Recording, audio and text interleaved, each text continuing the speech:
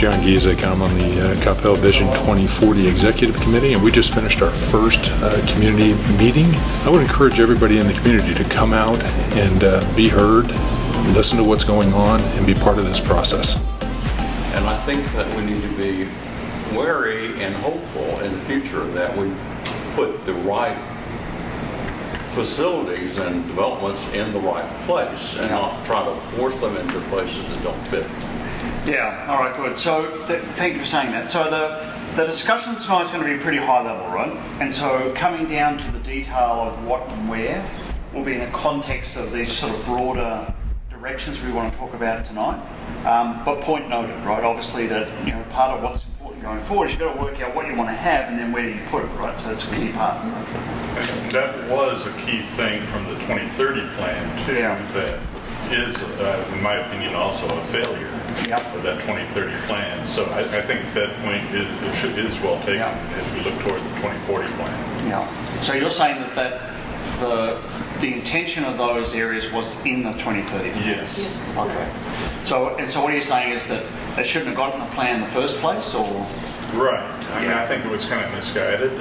It was a different consulting firm than yours, I believe, leading that effort. But it was one of those, it sounds great. Like, great idea. Let's go and redevelop certain pockets of the city into urban-type city centers that could have 3, 4, 5-story buildings in the middle of our little town here, basically. Yeah. It was just kind of a misguided, it sounds great, but in practicality, because no one owned a big enough chunk of land to really make it work, and there wasn't a developer that had that capacity to buy all that land, and so they started trying to piece it. Yeah. It just wouldn't work then. Okay, good. All right. So we want to explore some of those concepts as we go through this. All right. Did you want to read? Just one of the things that was a success was the parks and the trails, the interconnectedness of that. Yeah. Great. Yeah, that's right. Okay, and that came up in the think tank too, is the value that people place on the recreation spaces. And obviously you have some very high quality public amenities in this community. This is clearly a community that's invested in those and appreciates them, takes care of them, and so on. All right, good. So let's now start to look forward, right? So I want to spend most of the time talking about the scenario framework and discussion around that, but I do want to just show you the sort of type of data we're collecting in the community survey, and obviously this is not the full data set, but you'll be able to go online when we post it to understand it. So this is the one that's online and available, and then we have almost 800 people that have completed. Why we're putting it online is that you'll be able to go in and be able to interrogate that data yourself. So you'll be able to filter it and look at the sort of views that people express, but be able to look at it by where they live in Capel, how long they've lived here, sort of who they are as a cohort in the community. Are they young? Are they seniors, and so on, right? So you'll be able to see the different kind of perspectives. Because I think part of the challenge that you're going to have as a community is that you have quite different cohorts of people in this community, and they may have different views. So finding the way to understand and respect those different views, but be able to bring that together into some sort of a coherent plan going forward, I think it's going to be a challenge. And I want to show you the data from the think tank later tonight, right? And I find it very fascinating because I've never seen a community that's kind of landed quite where this community has in terms of the range of views, right? So now you'll chuckle at it, right? But it is going to point to that we're going to have some really important conversations about what is that direction forward and what's the trade-off. Right? That's what I'm going to telegraph to you, that the data so far is saying to me that this is not just going to be a happy clappy, we're all on the same page type of conversation. There are some really important decisions about direction. Those topics about these ideas are little nodes in the city space. That's kind of going at the think tank. There's appetite from some people for that. So there's going to have to be a chance to kind of work through some real issues. But let me just sort of show you some of the data. So what we're trying to do in this is trying to understand what are the game-changing trends. And as I said, you'll be able to filter this by a whole range of characteristics. One of the ones we're doing, and yes, we've still got the lake on the map, right? It's not the right lake, right? But you can see that we've divided the community up into a number of different zones, or the city has, right? So you'll be able to look at how do people from different locations in the city see issues. You can see the survey respondents at least at the time that we ran this. Show you this as an example, right? So this chart is where we're asking, there was a whole range of topics that people were presented with in the survey, and we're asking people, what do people see as critically important now, and what's important in the future, right? So, you know, how important would you see these topics right now, and how would you see these in 2040? And I just highlighted the one there, which is in the light blue, which is the highest rated in terms of critically important now, and highest rated as critically important in the future is the traffic issues associated with the commute. But you'll be able to go to each one of those little bubbles there and see what it is and understand how it looks. We'll also have the ability to be able to break each one down. So this is that same topic about traffic issues. You can see that the critically important today, you can see how important that is for people. It's right up there. A lot of people just put it 10 out of 10. So obviously traffic and how you solve those issues is going to be a key part as we go forward. We also asked questions about, in the survey, and again I'm just showing you examples because the survey's still running, but the nature of the impact and how well prepared we are. So the horizontal axis is the nature of the impact, so it's the centre is sort of neutral, the left-hand side is very negative, the right-hand side is very positive, and then the vertical axis is how well prepared we are, not at all prepared at the bottom, very well prepared at the top. And you can see there's a bit of a spread there. There's a cluster of issues where we're not prepared and they're potentially very negative. And there's also a cluster of issues which are potentially very positive and that we're better prepared for. And so the smart cities one is one I highlighted. I'll let you have a look at those. But in summary, this is what the data so far is saying. And you may or may not share these views, but you know, please do the survey and have your say. The positive impact, so what could be a positive impact and what we think we're well prepared for. These were the topic areas. So the neighbourhoods, businesses, parks, trail connectability, just as you said, right? People saw that as something that's great and we're well prepared. Recreational offerings, technological advancements, smart cities. A lot of discussion about people in this community sort of seem to be quite enthralled by this idea of being, you know, like a smart city, like thinking ahead and being ready. Availability of education, obviously the school district keeps coming up over and over and over. That's why a lot of people are here, it's a very important asset. And increased cultural diversity, which is a very interesting one because it comes up both as an opportunity for some people and as a threat for some people, right? So that's going to be another one of those issues that there'll have to be some good, honest discussion as a community in terms of how you move forward on those topics. Things that there's going to be a negative impact and we're not prepared for, traffic issues, daily commute, housing affordability, housing options. Because you're a desirable location, people want to come here, that puts pressure on house prices, you're running out of developable areas, so there's concern about where that goes in the future and how that may change the community character, essentially, right? I don't think anybody particularly minds if their own house goes up in value, but obviously it does skew the who can afford to live there and so on. The cost and access of elder care and health care, negative and not prepared for. Access to public transportation and changing long-term weather patterns. There was a fair bit of discussion at the think tank about the relationship to rainfall, weather events, creek and river systems, and how those things can be a threat, but we have to think ahead and start to plan for how do we absorb unusual weather events, because it's pretty obvious. There's one thing missing, and one of our city council members and staff have been emailing about this already, asking us to be careful about our water consumption. If we increase our population, which is going to it will increase. I'd like personally to, but then where does our water come from? Well, it comes from Dallas. We've been getting these dire warnings about rate increases, and we have to buy. But then you have to think long term. Where does Dallas get their water? They're wanting Amazon to come here with 30,000 family has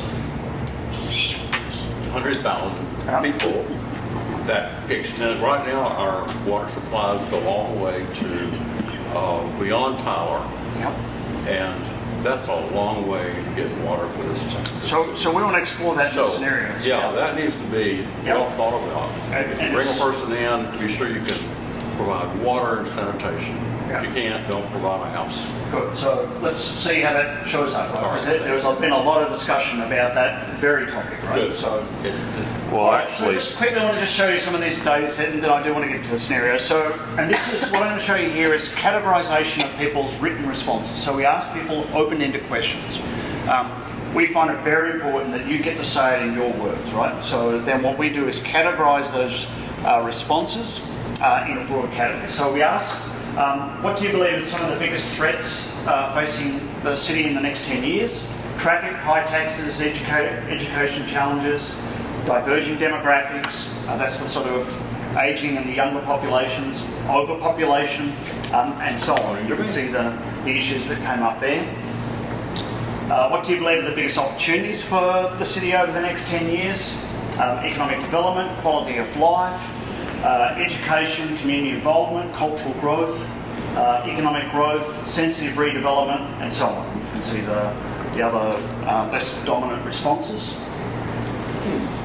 We asked people, what do you find most concerning or threatening about emerging trends that are shaping the future? So the trends that are shaping the future, what of those do you find concerning or threatening?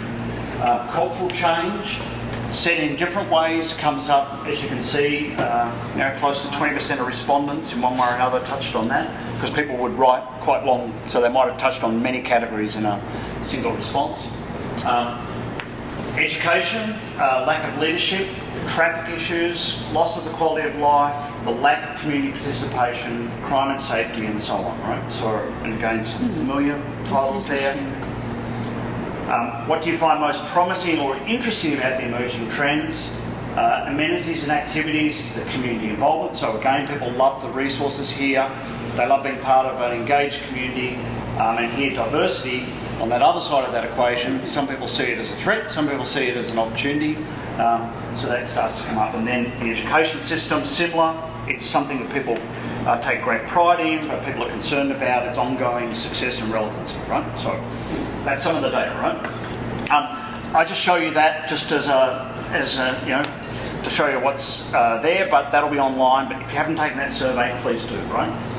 All right, so I want to talk about the think tank, because this is the framework that we want you to react to tonight, right? So let me just talk about the process of building the scenarios. So the scenarios play out a range of different kind of what-if futures. So it's like a future canvas. So we're thinking about what would happen if the city went this way, what would happen if it went that way, what would be the implications on all sorts of aspects over time. And we looked at the economy, the environment, the society, and the educational system. So those 4 different dimensions were considered under each of these sort of what-if scenarios.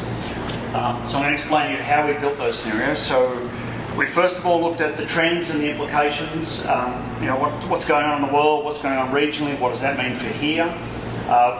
In the think tank, people identified the critical drivers, so the issues that people saw having the greatest influence on the future. We clustered those and created 4 different scenarios for the future, which I'll talk about. And then tonight we want to talk about the implications of those, and then you get a chance to talk about what would represent your preferred future. Okay, so that's the sort of sequence. So there's a science in this process. We looked at the big picture stuff in the think tank. We looked at macro trends, how the world's changing in terms of demographics, population, urbanisation, trends shaping cities of the future. So what's this next wave of future urban living look like? Macroeconomics, shifting power, energy, water, climate change, technology driving change were big factors we looked at. In the think tank, we looked at aspects that people thought the community was strong or weak at. So the red is the areas that people perceived as weak, and blue is the areas that people perceived as strong. You may not be able to read all that, but the ones that were predominantly a strength, according to the think tank participants, was evidence of a strong community pride and inclusive culture. So that's the first one. People saw that as a very strong attribute. Invest in the future, built to last. So it's sort of a philosophy of taking a long-term view to investment, and you see that in the public spaces here. Strong belief in support for education. That's obviously a very core value in this community. A strong presence of traditional institutions that are integral to life. So things like service clubs, faith groups, and so on. That was also very strong. But also there was areas of weakness that people identified at the level of the community attributes. So things like creatively building new economic opportunities. The lowest one there was the deliberate transition of power to new leaders. So people saw that as a weakness, that there's no real mechanism to be continuing to refresh leadership. Willingness to seek help from the outside, and that the community self-reliant were seen as weaknesses. All right, so we baked all that together, right, to come up with a scenario framework, right? And so I'm going to walk you through this. It'll take a little bit of explaining, but this tries to take all of the issues we've been talking about and put it into a framework where we can go, what if? Okay, so to play out different versions of the future. And you'll see here that there's sort of like a big space of the light blue, or where the matrix is in the background, right? So consider that's the future canvas. What we're trying to say is, okay, we want to understand plausible futures. So that's your future canvas, that space. You know, they're the sort of where we think the future could go, and they're all different versions of the future in there. The two big axes in the middle were, by the participants at the think tank's judgment, the aggregation of the key drivers that are going to shape the future. So these are the things that are going to split the future depending if it goes that way or that way. Okay? And you'll see one is about community evolution. So there's a whole discussion about which direction does the community evolve and what are the implications of that, right? So that was one whole kind of macro topic area. The vertical one is around what we called infrastructure solutions. So starting to get to the point of where's the water going to come from, right? So, and baked into that is a range of issues that are like, do we go this way or do we go this way? Okay? Now let me explain the ends of these continuums, because these are intended to be continuums, right? So they're not just binary either or, but it's like we could go from that extreme to that extreme and points in between. So on the horizontal one, which is the community evolution, so we're asking the question on the left-hand side, community oasis was what we ended up calling it, and we're sort of asking the question, well, how would the community evolve? Now, what would be the economic, environmental, social, educational implications if we went down that path? And that point is described as the community focuses on its well-earned strengths. So we know the community has well-earned strengths, so we're going to focus on those. Including a strong school district and peaceful neighbourhoods. Okay, focus on that. The community invests in its existing residents and ensures people can embrace active ageing within a city that has a village feel. The reputation is one of being a desirable and exclusive community embedded in the Dallas-Fort Worth metroplex. Okay, so this idea that we're going to focus on those who are here. We're going to make sure their lives are really good, because we're going to look after ourselves, in other words, right? We know we're in a little bit of a bubble, right? There's a little bit of sort of a bubble in this place, right? So we're going to just continue to protect ourselves and create a community oasis type of a feel, right? So one end of a community evolution continuum. The other end is a different sort of a direction. So we call it laboratory of learning. And in the think tank, we describe this as the community embraces the rapid demographic and cultural changes to explore evolution of a multicultural and integrated community fabric. The focus is on becoming agile with the capacity to evolve and adjust to a broader society, adjust as broader society and the internal community values change. The community invests in its attractiveness and relevance to a wider cross-section of people. So a very different future, right? Taking into account that one of the issues is the rapidly changing demographics here. In terms of people are moving in here, attracted here from other places, the sort of fabric's changing, and because we're looking out to 2040, we're going, okay, you've sort of at those ends of that continuum, you've got a choice. You just lock it in, right? Close the gate, and we're just going to take care of ourselves, or we're going to embrace that and we're going to sort of become a laboratory of learning. So two different choices, right? Not saying one's better than the other, and you'll get a chance to react to what do you like or not, or prefer, or so on. But this was in terms of the plausible framework. So the vertical axis was around the infrastructure solutions. So at the bottom, the way we describe that, and of course infrastructure becomes really critical, right? Because that's one of your key tools, right? It's also money that gets invested. It's it's the activity of council. It's a lifeblood of our community and its planning. So at the bottom, leveraging existing strengths.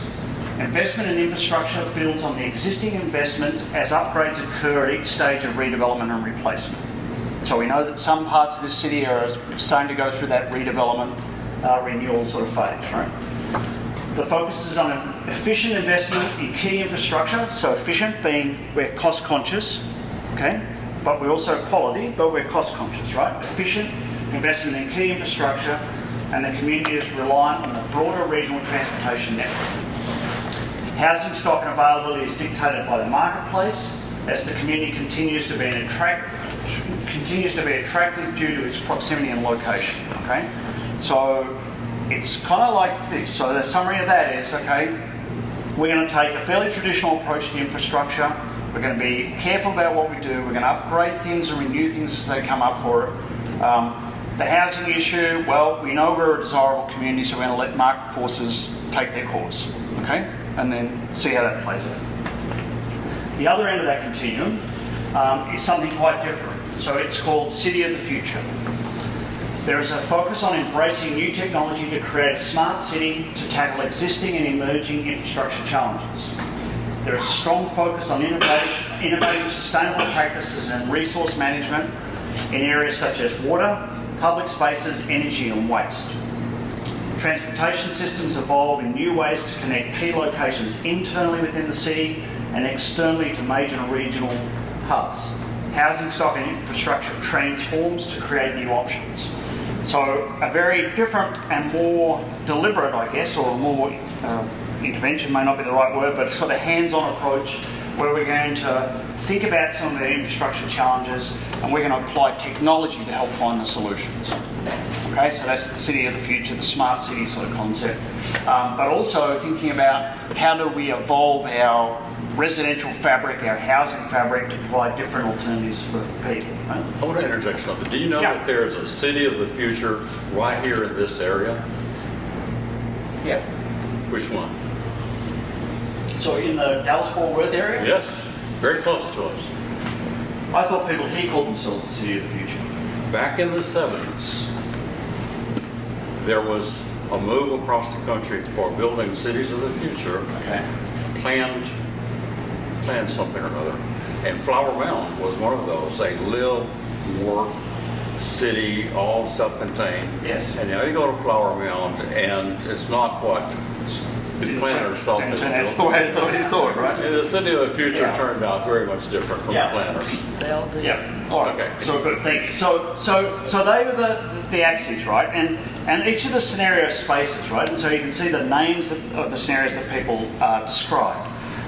They're made up of a combination of those different endpoints of the axis. So, for example, suburban oasis was a future that they described that would be made up of if we went down the path of community evolution towards community oasis and we leverage existing strengths as our infrastructure solution. So how that played out, and again, they looked at it from environmental, social, economic and educational dimensions.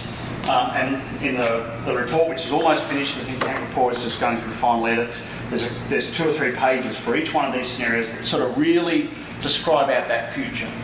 So each one of those 4 different scenario spaces have different names. So you can see they call one smart city, one was smart inclusion, one was Capel connected, C3, and then one was suburban oasis. All have very different implications, right? So I'm going to go through a quick sort of description of each scenario, but anybody who's at the think tank, anything you want to add to what I'm saying in terms of the matrix or how we tackle this in the think tank? Cool. All right, good. Okay, so let me walk through these, right? So I'm going to just take a few minutes to give you a bit of a sense of each one, right? And then we want to have some discussion about implications, because this is your future campus, right? So in here somewhere is your choice. We are dealing with plausible futures, not implausible. So somewhere in here is likely to be your future. So you'll see the names. I'm going to go through each one, right? So remember, as we go up that vertical continuum, we're talking about more enhanced infrastructure solutions. So essentially, at the bottom, it's traditional, fairly cost-conscious, but we're going to kind of plug into our regional system. The more we go up that, the more we're going to try and provide innovation and enhanced infrastructure solutions. So the water issue, for example, the way that played out in the think tank, people talked a lot more about being self-sufficient as we move up that axis. As we move across the horizontal axis, we're sort of moving towards more innovative community evolution as we go left to right. On the left-hand side, it's pretty much as it is. We're just going to double down on that. You move right and you get more and more into sort of community change. So let me just run through each of these very quickly, right? So scenario A, smart city. So this is made up of a future where we're focusing on the community oasis. So we're going to be in a bubble, and we're going to apply city of the future type solutions to infrastructure. There's a whole range of stuff there. I won't go through all of it, and it will all be in the report. But basically, it's this interesting combination of retain this kind of village feel, but we're going to apply technology. So we're going to get this very interesting blend of approaches, right? So we have the safe village atmosphere, we have traditional community values that are blended with a forward-looking approach on infrastructure. It would probably be in a very attractive community to affluent, well-heeled people, right? So there's no real attempt to help guide housing stock, but we're probably going to just have well-heeled, affluent people come here. There'd be investment in state-of-the-art facilities because we're up there on that cities of the future. We're going to be willing to invest in that because we love to have high-quality infrastructure. The payoff includes high technology services, excellent recreational amenities, and a modern city environment. And the transportation, we're just plugging into that sort of surrounding Metroplex transportation system. I should say too that each of these scenarios, you as a community, is very interesting. There's no doomsday scenario here, right?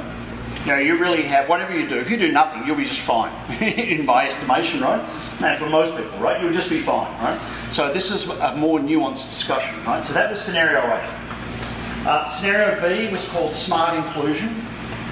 So this is a future that is up here, where we're cities of the future and this laboratory of learning. And this is probably the scenario that has the most change kind of baked into the design of it, right? So it's a very much a future shaped by embracing technology and innovation. So we're innovating at the physical level, but we're also innovating at the community level at the same time, right? So we're saying we're going to embrace social change, we're going to get ahead of the societal values, and we're going to learn how to create a community as we go, right? So we're attractive to people seeking an open and inclusive and experimental community. We definitely have that quality that we're going to learn. We're going to be ahead. We're going to be at the forefront of tackling tough issues. There'll be innovation in housing and startups. So we'll be providing different kind of housing options. Physical environments shaped by technology for sure. Applying that to environmental issues again. We're in that up on that vertical axis. But it would very much be seen as one of the leading innovative cities in the country, right? So that was how they sort of forecast that. So it means replacing housing that we have with other things? You can dive into the report and it talks about that, but one of the things they did foreshadow in this is that because you're embracing the demographic change, you're probably going to see your population pressure go up, right? So what that means is finding ways to accommodate different styles of accommodation, greater density, maybe, there's all sorts of trends in how you can have people living in higher density without degrading sort of quality of tearing life. down houses right now. Well, and I think that would be very interesting in this, right? Because as you go through some of these phases of housing stock that comes up for renewal, what happens? What happens to that property? And so that was sort of what they started to tease out in that scenario, right? And what would be the implications of that? Okay, thinking that through. Scenario C was Capel Connected. So this is the future that's a combination of this laboratory of learning, but leveraging our existing strengths in infrastructure. And so the focus in this scenario is very much around the people side of it. So it's much more of a connected community, this idea of we're going to basically have the city look much the same, the infrastructure doesn't change, but we're going to build a lot of connective tissue amongst the people, right? Because we are sort of dealing with and embracing that community evolution, and so we build a lot of that. The innovation would be mostly at the level of the community dimension. There'd be more connectivity, as I said. There'd be intergenerational connectivity. So that's the thrust of that scenario. Can you give us an example of that, what you were just saying? Of what that would mean. Yeah. So they talked a lot more about, in that scenario, so talked about sort of community spaces where people would connect together, intergenerational connectivity. So, you know, sometimes in communities, the various cohorts can get a little siloed and insulated, right? But more, and there's a fair amount of experimentation going on in the world about how do you bring different generational groups together in social settings. Community gardens, recreation facilities, educational and learning environments, you know, much more of a blending of that. So that's where the change was in this scenario. And then the suburban oasis, this is one where we're really the community oasis, hence the suburban oasis name, and the leveraging existing strengths at the infrastructure level. So that's why, you know, this has got a very much a suburban basis. This community was really designed around cars, so that the name sort of reflects that, right? So this is where the bubble, you know, the impermeability of the bubble gets a little bit stronger, right? We double down on what we're currently good at. A community with a village feel, good education, good quality infrastructure. Basically try and divert the traffic flow outside of the city. So it's, you know, stop the flow through the city, push people out onto the major roads. But the primary consideration is creating a happy and contented community. And I think in this one they come up with this Capel Happiness Index, which was a formula to be able to measure how happy we are. And that's really our guiding principle, right? And interestingly, there are places in the world that look at that, right? So that you could have a metric of how happy are the residents here, and that would be what they would see, you would see in this one. The change in the community would be gradual, and new ideas would struggle to take hold, because in this future, we're not really trying to reinvent anything. We like it the way it is, and we want to just continue to support that and maintain that. The world around us might change, but we want to very much be this suburban oasis in maybe a more hectic metroplex. Probably attractive to affluent retirees looking for a familiar quality of life and amenities and delivering on an efficient and cost-conscious leadership. All right? So there are 4 scenario spaces, right? And each of those has different implications for the region, for the community, and so on, right? And would have a different impact on you as well. And I wanted to show you some data from the think tank, because I think I normally wouldn't do this, but because it's so interesting, I think it's valuable for us to consider this. So I'm going to ask you to, in a moment, to think about those scenarios and what the implications would be, but I want to show you what the think tank group came up with. And on the left, the green one, so let me explain this to you, right? So you can see here we've been dealing with these 4 big scenario matrix or scenario spaces, right? These axes were scales, so they're continuums from that end to that end and so on. So I overlaid a 10 by 10 grid, right? So now we're not dealing with 4 scenarios, we're really dealing with 100 scenarios made up of combinations of different movement on these different axes, okay? So it gives us a more nuanced view of the future. The expected future, and people were able to pick a cell that they thought was the most likely future that will occur if we don't do anything different to what we're currently doing. So if we just keep going the same direction we are, the same sort of values and decisions and those type of things, if we're in that trajectory, where will we end up? And you can see the majority of people saw the suburban oasis as the most likely expected future, right? So those numbers and the colour shading just tells you the sort of the density of responses in those locations. This one here is really interesting because this is asking a question about a preferred future in 2040. So it's asking the question, if you could pick which cell there represents the most preferential future for you. And in fact, what we interestingly have here is we have one node of response here that's quite high density and another node here that's quite high density. And that's why I think this is a really fascinating discussion, right? Because we have a community where, and there is a scattering elsewhere, right? And in fact, in the think tank, people had literally had a couple of different levels of confidence that they could put things at, so they had more than one vote. But if you were to sort of take that noise out, you really end up with a cluster here and a cluster here, at least from the 100 people in the think tank. Now, we want to take this discussion out to a much larger group of the community. But I think trying to understand this and the implications of those is very important. Now, you're going to get a chance to say, what do you think is the expected and the preferred, and you can put it wherever you want, right? Don't feel trapped by this. I really just want to, I think we have to provoke some discussion about, well, what's the different view that's informing here versus here? The thing to note if you look at the framework is it's all pretty much on the vertical side, right? I didn't add it up, but if you added up all the responses north of the line, you would find that the vast majority of people are saying we want to see a shift more towards the city of the future rather than leveraging the existing strengths, right? So that seems to be a fairly high level of agreement. I have a question. Yeah. Well, was there any data taken about age and respondents? Yeah, so what we're going to do here, we didn't in the think tank, right? But in the surveys you do, we will be able to, we'll end up with, say we have 600 people do this, right? You'll be able to go in and look at that by showing me what people who live in this area of the city, who are between 20 and 30, who are of this ethnic background, what do they think, right? So you'll be able to tease this out. I would suspect you, if I understand what you're sort of alluding to, there may be quite different cohorts driving that perspective.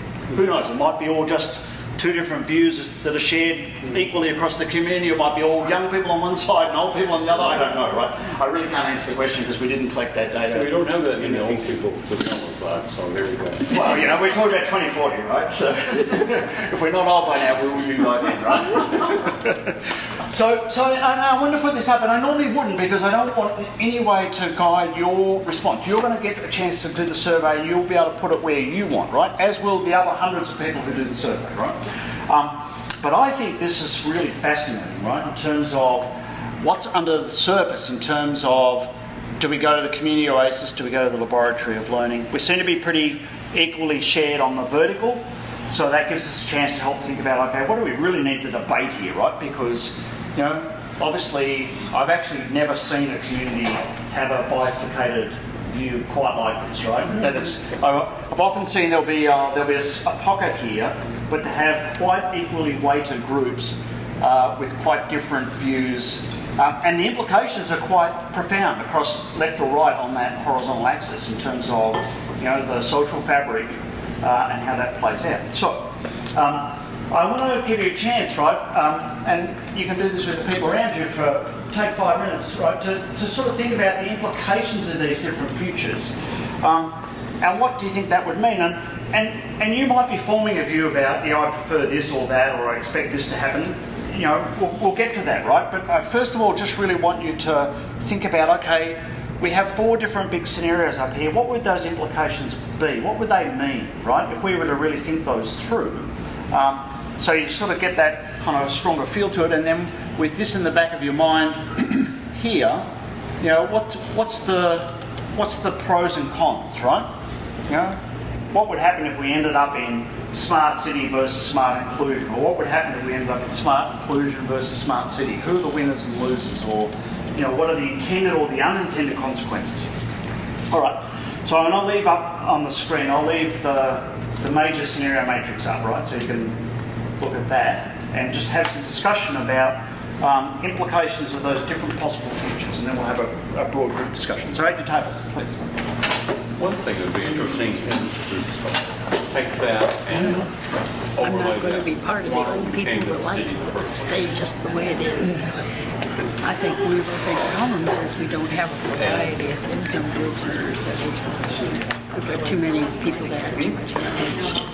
I've been here a long time. Empathy and compassion. Why I came here is And our mosques, you know, what is it, a community, a family community, or something.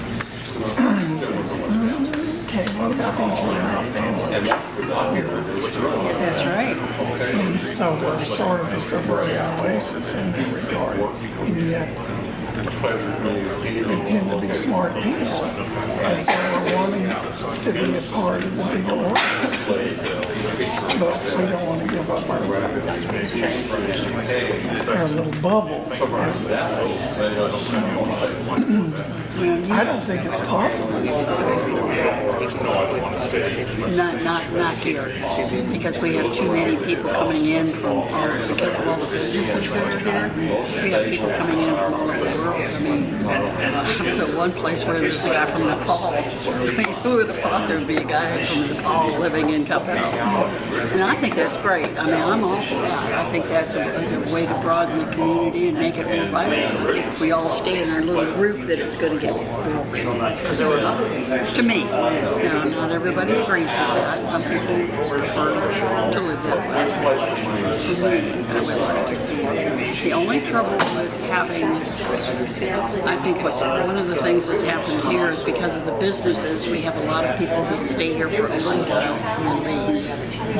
And they stay here for a little while and then leave. And I think a lot of our Indian community is that way.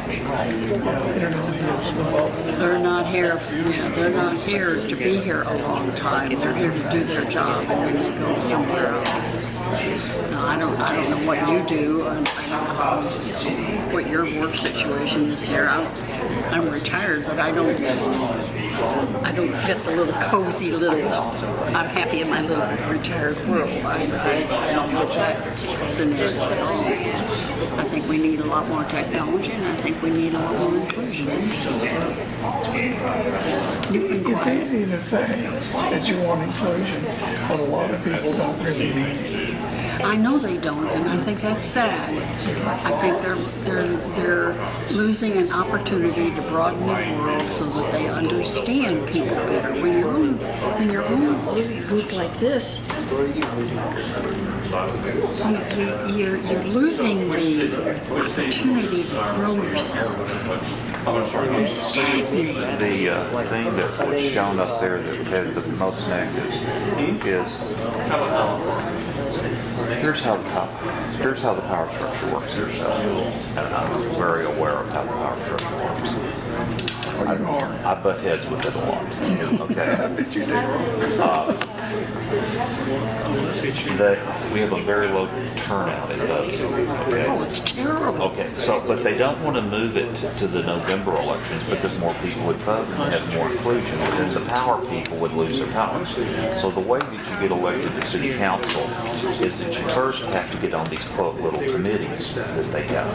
But of course, if you're doing Red Cross or Civil Air Patrol or putting your life at risk by going into burned out houses and stuff, that crap doesn't matter. You have to do the little politically correct stuff here in Capel. Capel doesn't need to tell you that part. Just got everybody here is taken care of.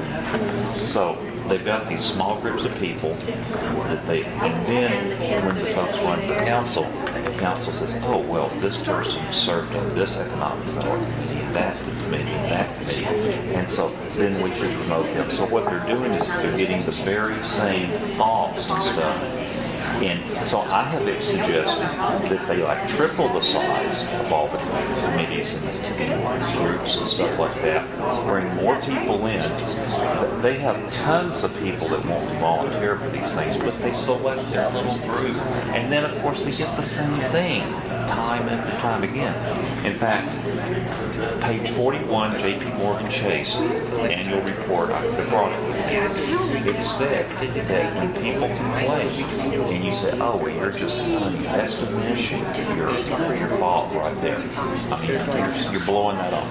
Maybe we need to be listening to people that are saying, excuse me, I think we could be doing a better job. Of course, Capel looks well. As much money as it has, it makes everything look well. But maybe we're not spending our money as efficiently. I mean, the list goes on. This street up here, they built it and then they had to rebuild it. With all this money, and put some sort of plastic stuff in to keep the street from falling in and stuff like that. The number of times we've moved water lines because, you know, we didn't look ahead. The whole Cypress water thing. The way the school system operates, of course it should be doing well because we're spending enough money on it.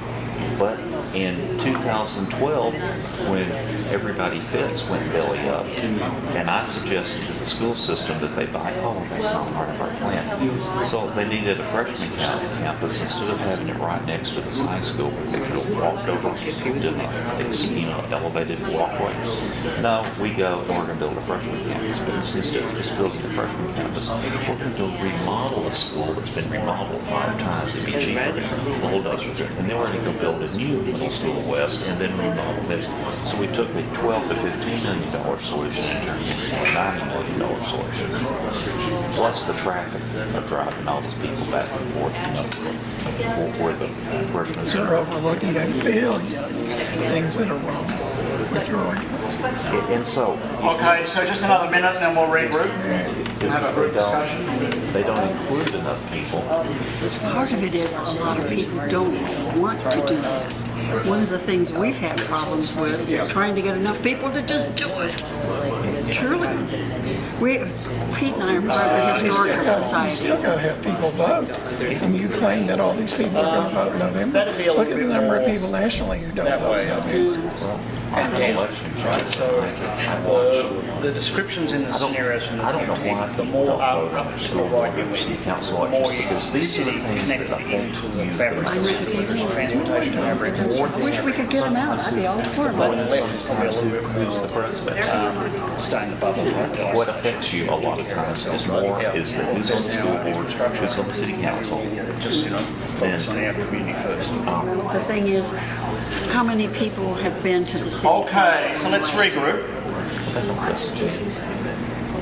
Sorry. All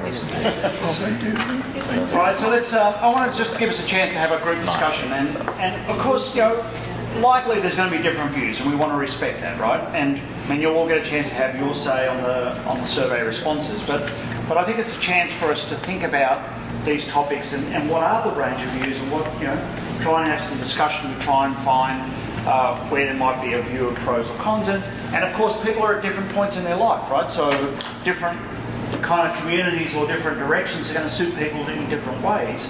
But we do want to think that what we're talking about is 2040. So we are talking about a future that's 20 years off. So we're trying to set a trajectory. It's not like it's going to be there tomorrow. So, we go into the 2019 and boom, we're in, smart pollution or smart cities or something else. But it's what's the trajectory we're going to start to head on, which will help guide some of the investment and some of the sort of social building in the community and so on, right? Question. Yeah. I was happy to see a few young people here tonight.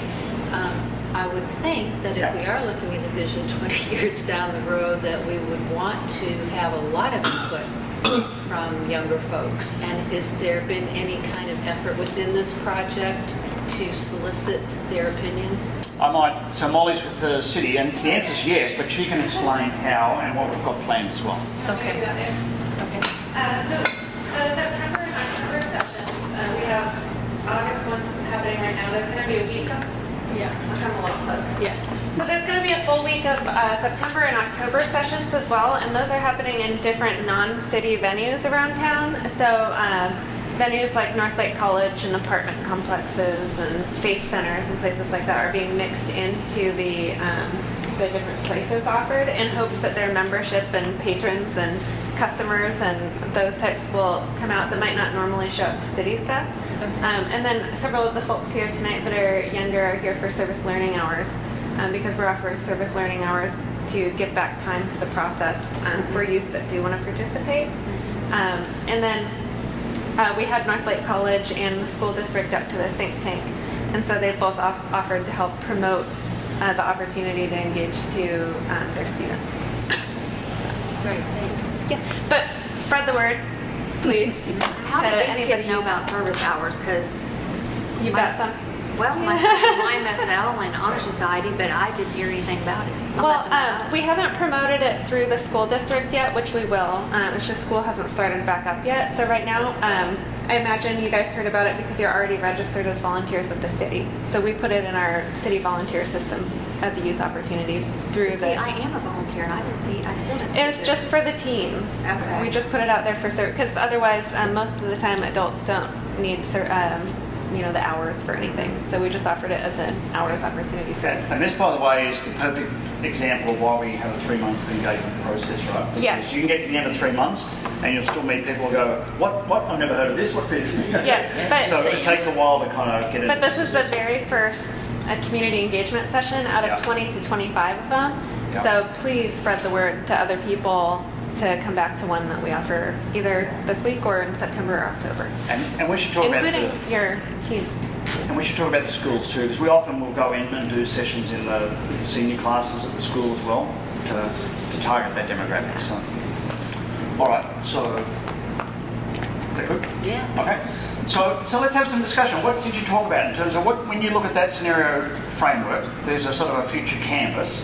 What's your kind of reaction to that in terms of what you think the implications would be, and where do you think the city could or should end up, and what would the consequences be? So a chance to have a community discussion. Yeah, please.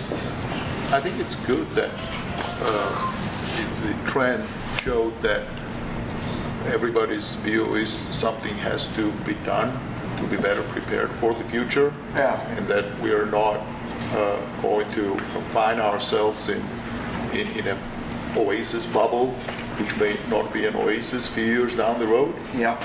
So something has to be done now.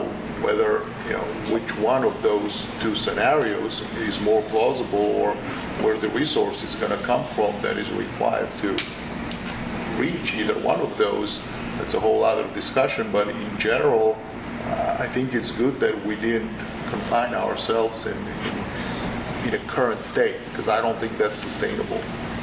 Yeah, very interesting point. So let me get to this, right? Which is, Right. So you're saying, if I could just paraphrase what you're saying, right? One is it's pleasing to see that there's appetite for change, right? Correct. And that is, it's interesting because some communities there will be expected and preferred is very close, right?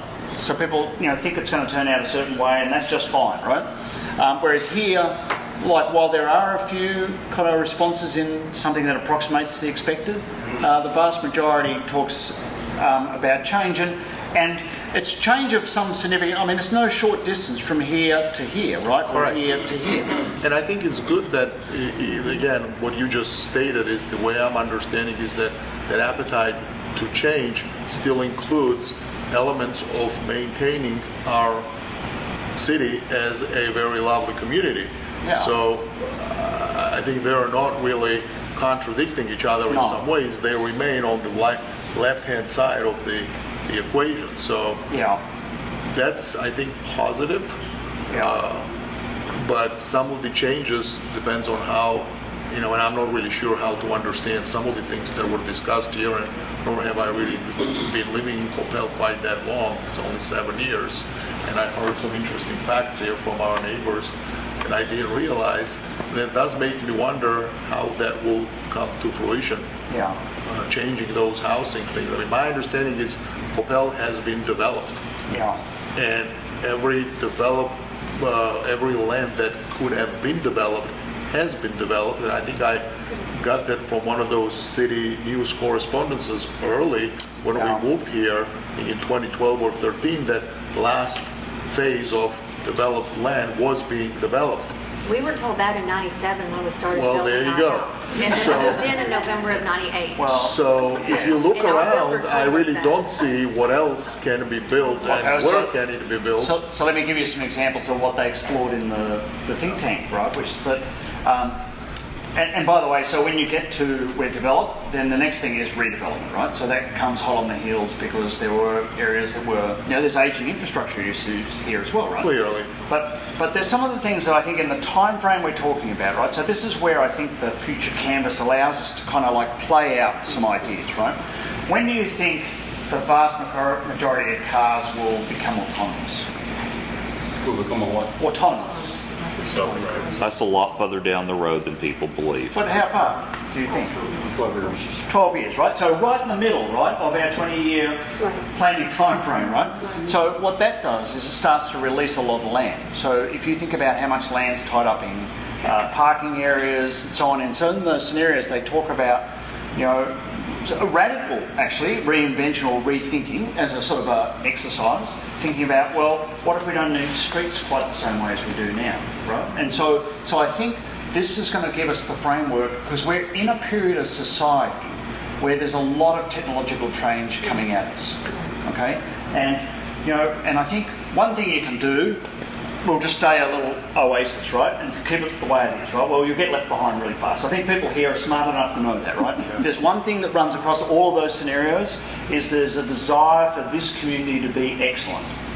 There's a really palpable... Excellent, safe, desirable. And now the question is, what in, and what does that look like? Does excellence look like best in class? Which class? Does it look, you know, innovative? You know, what happens when we have continued disruption to retail shopping, as we know? All those things are going to come into play, right? So this gives us a chance to kind of think through some of those things. So I think, you know, what history will teach us, right, is that what might look like fully developed today. Oh, I think they were just lying. Straight out lying, right? Now that I've been here 20 years, yes. Yeah, well, what people talked about was repurposing some warehouse district into you know, residential mixed shed. In some of those scenarios, they talk about that sort of a concept. I mean, warehouses are a pretty low value use of land and so on, right? So this is a chance for us to go, okay, well, let's play this out, push our minds a little further and think about how things might unfold over time. But again, in the report, you'll be able to read more of that detail there. But it's a speculative exercise, right? We aren't able to forecast the future, absolutely, but we can at least forecast what a range of different scenarios in the future might be. What's missing is a look at other communities to see how they have failed to keep up and have become a deteriorated, not desirable. What path did they take? It's not any one or the other of them. It's a lot of things that happened that made them the place that you now don't want to live. All you have to do is look at the city of Dallas to see that. I mean, all you have to do is look at the city of Dallas to see that. That's why everybody moves here from Dallas, is because it's failed. Well, you take Richardson, for instance. It used to be the very center for the place to send your child to school, and now it's not. And so, why is that? And take a look at a number of those and weigh that with all the other ways to go. So that is part of what we will be doing and are doing, right? So we are doing a benchmark analysis at the moment. We're comparing about 15 cities in the US on a kind of Venn diagram of close to a major international airport, rapidly changing demographics, really important school district, right? So school districts in the top 10 in the state and so on. That allowed us to identify a number of cities which we're now doing the numbers on, so you can look at those. That's one thing, that's just a side-by-side comparison. I think your point's really interesting too, thinking about once we better understand where do people want the city to go, so then finding best practice, right? What other cities are trying to do something similar or have, right? And learn from them, right? So, you know, you don't have the resources to be able to reinvent everything. You might as well just go out there and connect with other locations that are striving for excellence or at the very forefront. So, as an example, so my company, we work mostly in North America and Europe. We're doing a think tank, so we kind of do these think tank type things, but we're doing one on the future of urban living in Windsor Castle in the UK, which is where the Queen, that's her home. But we're partnering with them to draw together 30 of the world's leading experts in artificial intelligence, autonomous vehicles, architects, city planners, to start to think about, well, what might the future of urban living look like? Because what overlays all of this, of course, right, is how society's evolving in mega cities. You know, you're in a bubble, but you're part of a metroplex, right? And plugged into very close to a big airport. So there's all sorts of externalities that are going to feed into this as well, right? So, you know, plugging into those sort of channels of thinking, I think, is going to be really important. But back to your thoughts and your reaction to these different spaces. What else did you talk about? So thank you for your comment, right? But I want to give other people a chance to have a. What did you guys hear talk about? Well, in addition to the comments that this gentleman made, we did talk about the dichotomy up there between a feeling of wanting to stay more, I'll say, culturally traditional Yeah. on the left of the smart city versus a desire to be, I'll use several phrases, culturally diverse, demographically connected in terms of age, perhaps in terms of income levels, although there's a very narrow range currently in Capel. So I think those are pretty fundamental desires that, as you pointed out earlier, will need to be discussed in more depth. I know we have cultural diversity in Capel, and what I'm hearing is that there are little enclaves where there's a strong sense of community within the culture, but not so much communication, friendship, knowing about each other. Yeah, and that's what this side here tries to explore, right? Which is, how do we build those connections? Because, in the next 22 years, well, we're dealing with that demographic shift now, and we can understand that in the data, but there'll be a different shift in, 15 years when baby boomers cycling out of the system and so on, right? So if you think about this as really saying, well, how do we prepare ourselves for ongoing change and evolution of community? And it's not community status quo, it's community that the societal values globally are changing as well. Different generations have different views, society evolves and so on, right? And so the question then is, from your perspective, what do you think is going to deliver the most potential value or the right kind of outcome for your community, right? And that's something to tease out. And what we're trying to do here is open up the lens pretty big, right? So we don't get blindsided. So we don't get to the end of this and go, oh, dang, we didn't even think about, X, right? We're really trying to make sure that we open this up to be able to at least factor in or consider intended and unintended consequences. I would think the fact that all of these kids are in school together will lay a foundation for what develops over time. I assume all these kids are in school together. Two. Okay. Yeah. All right. So other thoughts or comments? I mean, obviously this is it's just a speculative conversation. Obviously, the top two quadrants, the smart city and the smart inclusion, it seems that we recognize that technology is going to be a part of our future. That's inevitable. So you either embrace it and accept it, or you kind of get left behind. Yeah, I think that's so the best thing to do is to try to figure out, okay, how are we going to embrace this in the best way for our community? Then when you go left to right, it seems, if I understand this correctly, smart city is a little bit more toward sort of keeping our Oasis culture just a little bit and taking care of who's here. Yeah.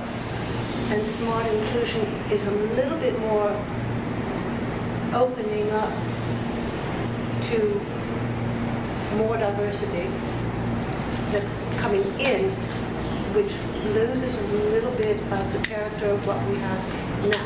That's pretty well summarised, yeah. Okay. I mean, there's more nuance to it than that. So, I mean, just yes, highlight. you got it. Okay, so it seems from the diagrams that that's really the big question. It's not a matter of how much technology we want to have, we're going to have it. Yeah. It's, do we take care of a little bit more of what we have culturally, personality-wise, as our bubble? Do we just open it up wide? So at that point, the question becomes, all right, so 22 years from now in 2040, who's going to be here? Yeah. Yeah, and what's the character and the fabric of the community And what do you do or not do intentionally between here and there, right? Because the interesting thing about those axes is that they're both within your wheelhouse. Your investment decisions around infrastructure, for example, that's in your wheelhouse as a community, right? You have the say, in other words. You'll pay for it if you want it, right? But you have the say. But how your community evolves is also, a lot of that's in your wheelhouse or in your hands, right? So you have the ability to be able to guide it, right? So what we're really asking is, where do we want the process to be guiding the community? I also would just add one comment, is that the vertical axis, I wouldn't quite write off too quickly, oh yeah, we all want to go up that vertical axis, and so that's just obvious, let's get on with it. There's a fair bit of expense in that, right? And, those axes, as you can imagine, there may be different levels of efforts at different points to move on those axes.